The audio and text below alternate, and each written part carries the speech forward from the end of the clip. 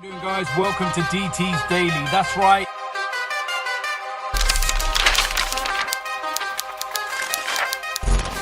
How we doing, guys? Welcome to DT's Daily, and today there's only one thing we are going to talk about, and that is the Manchester United versus Wolves game. We're going to talk about the game, and we're also going to talk about the incident at the very end of the game. Now, first of all, the game. I'll be honest with you, when I looked at this game beforehand, I thought very, very comfortable Manchester United win. Old Trafford, the fact that Wolves, they'd recently sacked their manager, they'd not brought in any new signings. Gary O'Neill only took over 4 days ago. It looked like a perfect game for Manchester United, and it was going to be very, very comfortable. I'll tell you something, I do not know how Manchester United have won this game. And I'm looking at that and I'm thinking to myself, Gary O'Neill has got this out of Wolves within 4 days. What on earth is Erik ten Hag getting out of Manchester United? Because multiple times last season, you watch them and they're awful. They're just a poor side. They're not good. The way they play football's not good. There's no fluidity, there's no cohesion. They have the odd games where they might click, but for the majority, they're an awful, bang average team. And I look at this and I think, how on earth have Wolves not won this game? 23 shots, equal amount of possession. They were just all over Manchester United. And in the second half in particular, I'm not exaggerating when I say that if Wolves would have walked away from this game with 4 or 5 goals, it would have been deserved. They were awful, Manchester United. Absolutely awful. So many players that just look so subpar. And this is the first game of the season. And I know on the first game there could be, those little moments and, you may not be up to speed yet and whatever it might be. But they looked not just up to speed, they looked completely clueless. You're looking at that midfield. And you had the likes of Mason Mount, Bruno Fernandes. You had Casemiro. They were wide open. They were dreadful. Casemiro was absolutely shocking. He's meant to be like a defensive midfielder. There was nothing defensive about his display at all. And ironically, it's the guy with VAR in his name, Varane, that scores the winning goal. And it was the one piece of play that Manchester United put together. And they were able to score. But it should have been just a consolation. And VAR, like I said, is going to be the talking point here. Because with virtually the last kick of the game, Onana, who was obviously making his debut in goal, has absolutely wiped out the Wolves player. And it's a clear penalty. The on-field referee says no, and then VAR says no. Really? How many times have I done videos where I've sat there and said, VAR is not the problem. It's the people using it that are the problem. The officials. The technology's fine. It's the people using it. They're incompetent.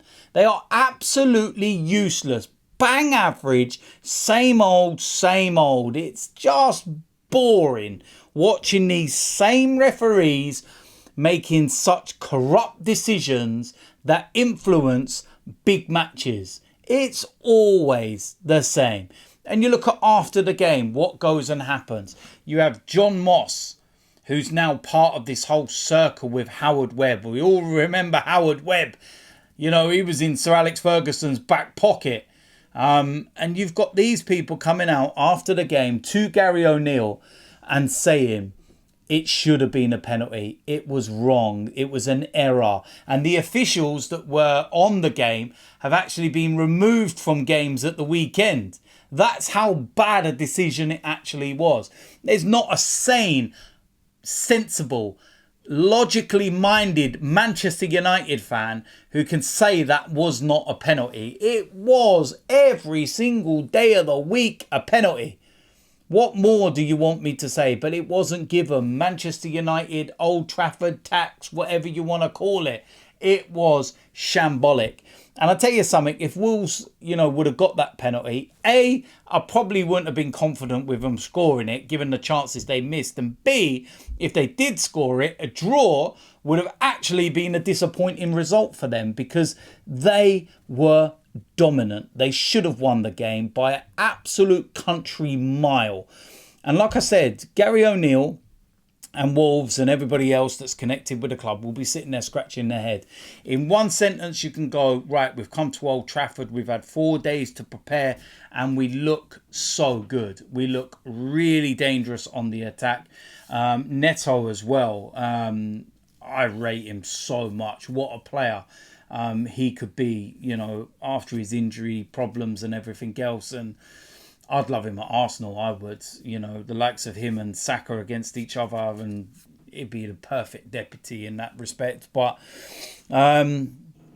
Wolves, they're just going to, be kicking themselves over it. And the other thing as well, Gary O'Neill was booked because of the whole VAR incident. So because he's unhappy and he can see what everybody else has seen, apart from the officials, he gets booked. And it just rubs salt into the wounds. It adds insult to injury. And you're just looking at it and you're thinking, really? Is this really what we've got to deal with? We're in the first week of the Premier League season and already we're talking about VAR. We're already talking about incompetent referees that just ruin the game constantly. And this is the thing, right? And I see somebody mention this and it was actually a really good point. But in England in particular, right, we have to pay all these different subscriptions to watch football on television. Everywhere across the world gets to, watch 3 p.m. games and everything else. In this country, we don't. We're not allowed the 3 p.m s. It's against the rules and everything else. But the games we get live, you've got to have a Sky Sports subscription. You've got to have, used to be BT Sport, it's TNT now, whatever the hell it's called. And then you've got Amazon Prime. And, when you add all that up, it comes to about 80, 90 odd pounds, something like that, per month, not a season, per month. And you're sitting there paying for all of this. And that's what you've got to deal with, watching people ruin games. It's just staggering. Just staggering. Referees for too long have ruined games. And, they're never really held accountable. This guy's going to, miss a game this weekend, but then he'll be back in charge in a week's time and all will be forgotten and brushed under the carpet. Sorry, Wolves, here's another letter of apology, blah, blah, blah, blah, blah. It's not the first and it certainly won't be the last this season. And I don't know what more to say about it, to be quite honest with you. So there we go. That is it. That's all I'm going to talk about today on DT's Daily, because that's all that really happened yesterday, the game. Wolves should have won. Manchester United were dreadful. I don't know what Erik ten Hag has done to this team. I don't know what he offers. They played better football under Ole Gunnar Solskjaer. And it is what it is. But they got the 3 points and they move, as they say. So there we go. If you're new around here, hit the subscribe button, smash a like on this video, hit the bell for the notifications as well. And I will see you lot very soon. I'm out of here.